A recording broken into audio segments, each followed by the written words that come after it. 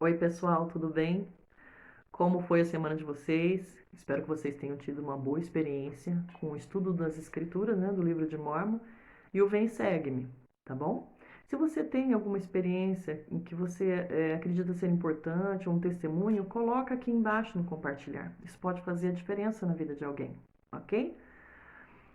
A semana passada nós vimos que os nefitas venceram a Grande Guerra. Foram anos de batalhas e o capitão-chefe Moroni venceu junto com os nefitas essa guerra.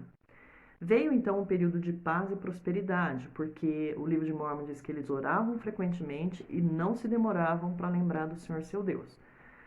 Esse período de paz ele durou um tempo. Entretanto, o orgulho e a iniquidade voltou, né, a fazer parte do cotidiano dos nefitas. Elamã de 1 a 6 é a descrição desse ciclo de orgulho, né, que eles viviam. Lá no Vem Segue me fala sobre isso. Por que um ciclo? Havia retidão e prosperidade, depois orgulho e iniquidade, depois sofrimento e destruição. Então eles se humilhavam diante de Deus e novamente voltava a retidão e a prosperidade, ok? E os profetas acompanhavam isso, né? Eles pregavam tanto nos dias bons quanto nos dias ruins. Estavam sempre lá. Então, lembrando lá atrás, só para a gente se organizar na mente: alma pai, alma filho, Elamã pai, Elamã filho, Nef e Lei. Esse é o período de Lamã filho, ok? Então essa iniquidade ela ganha o governo também, né? Porque o povo, de alguma forma, tendo uma representação política, ele também elege aqueles que são iníquos também. Nesse momento há uma disputa entre Paorã, Paanque e Pacumene, filhos de Paorã. Lembra o Paorã que o capitão Moroni colocou novamente no cargo de juiz supremo? Então, esses filhos disputam por esse cargo e Paorã, vamos chamar Paorã II, né, o filho de Paorã, ele é eleito. Entretanto, Paã, que não aceita o resultado, ele se rebela, ele lisonjeia uma parte do povo e procura uma rebelião. Foi aprisionado, foi julgado e morto. Isso era contra as leis, né, do povo, poderia tirar a liberdade do povo. Então, o pessoal que apoiava Paanque criou um extremo ódio, né, pelo que aconteceu e mandou que Escumen matar Paorã. E foi exatamente isso, né, que acaba acontecendo. Então a gente tem Paorã assassinado, Paanque que foi morto porque foi contra a lei, e temos Pacumene que acaba assumindo o governo. Pacumene ele teve que enfrentar Corianton. Quem era? Corianton era um dissidente dos nefitas, um apóstata da religião que foi viver com os lamanitas. Ele foi chamado pelos lamanitas para ser o comandante-chefe dos exércitos deles. E ele ousou, foi assim, ele teve a ousadia de atacar o centro político do povo nefita, que era Zaraenla. Nunca, né, os lamanitas tiveram essa atitude de ir logo ali na praça mais forte dos nefitas. Sempre iam primeiro pelas cidades. Então o povo de Zaraena não esperava, estavam desprevenidos, né? Não estavam atentos a isso. Ele conseguiu, ele matou Pacumene, né, contra a muralha lá, ele matou. E pensou, bom, se eu consigo Zaraena, eu consigo as outras cidades menores. Entretanto, Moronia, o filho do capitão-chefe Moroni, que agora é o capitão, ele rechaça todos os lamanitas, certo? Então, o que nós vemos em Zaraenla de novo? Nós vemos outra disputa de poder pelo cargo. Elamã filho vence e está no chamado agora, né, como juiz supremo. No período de Elamã, tudo foi paz, ele era um homem extremamente bondoso, ele seguia os caminhos do Senhor, daquilo que o Elamã pai ensinou, né? Mas começa a ver entre os nefitas orgulho e a combinação secreta começa a se fortalecer. Então, entra Nef no poder e Nef, vendo que a iniquidade estava cada vez maior, coloca Cesorã. Falou, Cesorã, você fica aí no poder porque eu e meu irmão vamos pregar. Eles se lembraram do que o pai deles, Elamã, havia dito sobre a palavra de Deus. Então, lá em Elamã 5:9, nós vemos Elamã pai falando com seus filhos. Eles dizem assim: lembrai-vos de que nenhum outro caminho ou meio há pelo qual o homem possa ser salvo, a não ser por meio do sangue expiatório de Jesus Cristo, que virá. Sim, lembrai-vos de que ele vem para redimir o mundo. Então, Elamã pai deixa bem claro: filhos, não há outra solução. A solução é arrependimento e seguir o Salvador. Ele é a solução. Então Nefe saiu do cargo de juiz supremo e foi pregar junto com seu irmão. Pregou para nefitas e para lamanitas. Os lamanitas se converteram. Né? Que aquela experiência que eles são aprisionados, eles ficam na cadeia, tem 3 chacoalhões da terra da cadeia, aparece lá dentro da prisão colunas de fogo que os protegem para que eles não fossem mortos. Aquela voz suave do Salvador que penetra no âmago, né, diz o livro de Mórmon, até me faz lembrar, né? Eu fiquei pensando bastante porque isso faz parte às vezes da nossa vida, do nosso cotidiano, principalmente a gente, hein, mães?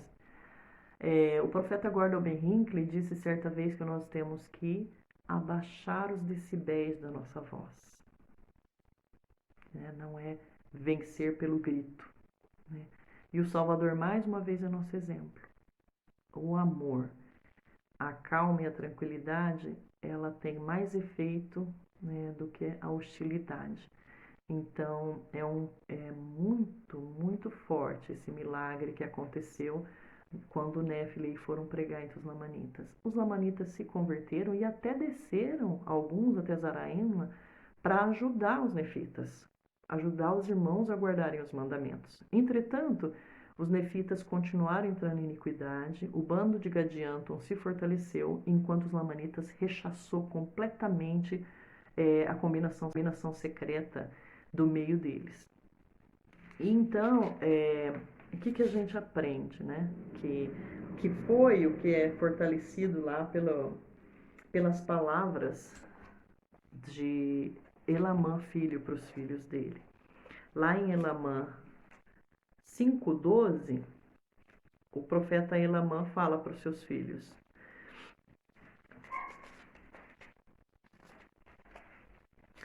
e agora, meus filhos, lembrai-vos de que é sobre a rocha do nosso Senhor e Redentor, que é Cristo, o Filho de Deus, que deveis construir os vossos alicerces, para que quando o diabo lançar a fúria de seus ventos, sim seus dardos no torvelinho, sim quando todo o seu granizo e violenta tempestade vos açoitarem, isso não tenha poder para vos arrastar ao abismo da miséria e angústia sem fim, por causa da rocha sobre a qual estáis edificados, que é um alicerce seguro. E se os homens edificarem sobre este alicerce, não cairão. Promessa importantíssima para nós que somos membros da igreja. Porque quando o inimigo solta tempestades, né, que só cada um de nós sabe na vida, diferentes para cada uma das pessoas, muitas vezes a gente balança e não se apega em Cristo. E a promessa é que alicerça a sua vida diariamente em Cristo, que quando isso vier, você não cai. Então, como Deus não mente jamais, nós temos uma promessa muito importante, né? Uma dica para o nosso dia a dia. Então, é muito claro, Cristo é a solução, a expiação sobre arrependimento, né? Então, tem outro hino da igreja que fala: nem trabalho nem penar pode o pecador salvar. Só tu podes, meu Jesus, dá-me vida, paz e luz. Só tu podes perdoar e os pecados expiar. Então, para isso Jesus veio. Ele busca a gente lá no poço, se a gente tem o desejo de se arrepender. Então, a expiação, ela tem o seu efeito mediante arrependimento. Então, a gente tem que pensar o que é arrependimento, né, gente? Na igreja a gente aprende que arrependimento é reconhecer o erro, sentir pesar, pedir perdão a Deus, pedir perdão a quem nós prejudicamos e restaurar aquilo que nós, né, complicamos. No final, abandonar o que nós fizemos. Então, seguindo esse padrão do arrependimento, nós no último dia não vamos ter problema de sermos lembrados que nós fizemos, tá bom? lá no Milagre do Perdão, o Spencer W. Kimball, ele fala, né? Ele fala assim, ó, pensa numa roupa que você quer muito. Aí você tá todo empolgado, você vira e vê o preço. Você imagina, nunca que eu vou pagar esse preço. A mesma coisa ele diz o pecado. Se nós soubéssemos o preço que teríamos que pagar pelos pecados, nós não cometeríamos, porque é um preço caro, né? Não compensa, não vale a pena esse tipo de distração, né? Seguir esse ímpeto desses desejos, né? Porque vai nos trazer muito sofrimento, né? Para poder consertar toda a situação. Então, o que acontece? Os nefitas acabam matando o Sesorã. Aquele grupo de Gadianton, mais uma vez essa combinação secreta acaba matando um governo. Então, percebe que o que destruía o povo nefita, prejudicava, era orgulho e combinações secretas. Certo? Então, o que é o orgulho? De acordo com o profeta Benson, o orgulho é a inimizade com Deus. Ser inimigo de Deus, coisa extremamente séria. Então, quando nós demonstramos orgulho, nada mais estamos fazendo que tornar Deus o nosso inimigo, né? E ele fala ainda que o orgulho, ele é ódio, hostilidade e oposição. Às vezes a gente pensa que porque uma pessoa realmente está cometendo um erro, a gente fala assim, olha só como está essa pessoa, mas o que é isso? O que esse vizinho está pensando? E nós estamos cometendo também o pecado do orgulho. Aí você fala, nossa, mas eu tô com razão.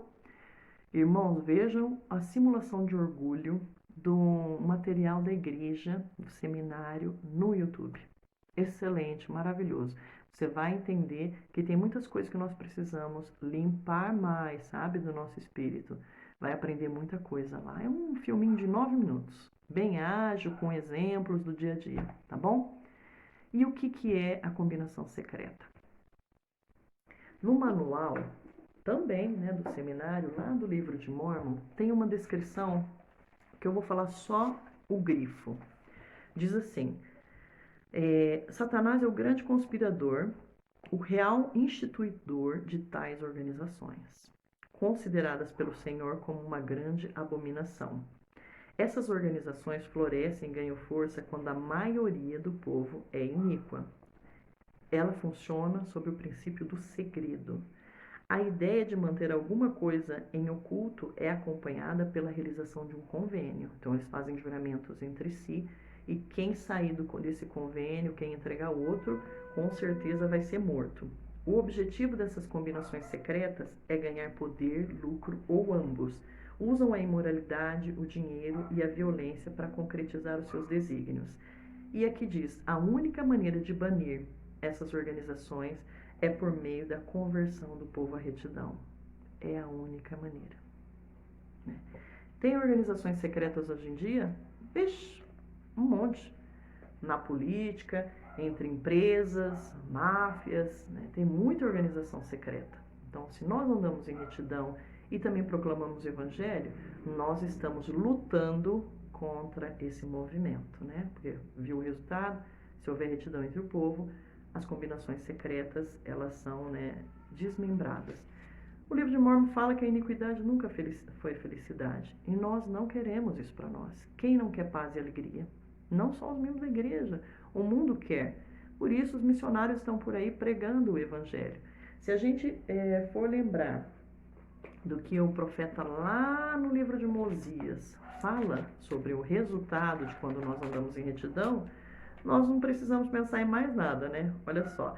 E ainda mais, quisera que considerasseis o estado abençoado e feliz daqueles que guardam os mandamentos de estado abençoado e feliz daqueles que guardam os mandamentos de Deus, pois eis que são abençoados em todas as coisas, tanto materiais como espirituais. E se eles se conservarem fiéis até o fim, serão recebidos no céu, para que assim possam habitar com Deus em um estado de felicidade sem fim. Ó. Lembrai-vos de que estas coisas são verdadeiras, porque o Senhor Deus as disse. Ele não mente. Então, nós temos aí mais uma promessa de Deus, né? Num outro livro aqui eu achei interessante, né, no livro de Mormon do Instituto, fala assim que quem guarda os mandamentos, parece incrível, até o clima, né, o tempo, o momento certo, tudo se encaixa para aqueles que guardam, né, os mandamentos. Então, o mundo estava caindo para o povo nefita, mas haviam justos. E o que os justos faziam para suportar esse mundo caindo? O livro de Mormon fala que eles oravam com frequência, que eles se tornaram fortes na humildade, que eles também se tornaram firmes na fé em Cristo, e isso ajudava eles a lidarem com isso. É o que vai nos ajudar a lidar com o mundo nesses últimos dias, né? Vai ficando cada vez pior. Mas se nós seguirmos essa receita, nós vamos suportar, né, estes momentos. O livro de Mormon, assim como a Bíblia, é a palavra de Deus. Você vê aqui, ó, Elamã de 1 a 6, já tem tanto para ensinar para nós. Das coisas que nós podemos fazer, avaliar, desse orgulho, que é, como diz o profeta Benson, é um pecado universal, mas que nos torna inimigos de Deus. Então, realmente é de urgência nós cuidarmos disso, né, na nossa alma. Eu sei que o livro de Mormon é verdadeiro. Eu sei que ele é um livro de Deus. Ele pode transformar a nossa vida. Eu tenho um testemunho disso, de transformação por causa do livro de Mormon. Então, que a gente possa se apegar a essa palavra e fazer com que ela seja para nós imprescindível, porque ela nos coloca Jesus Cristo no centro, tá bom? Presto o meu testemunho e deixo em nome de Jesus Cristo. Amém.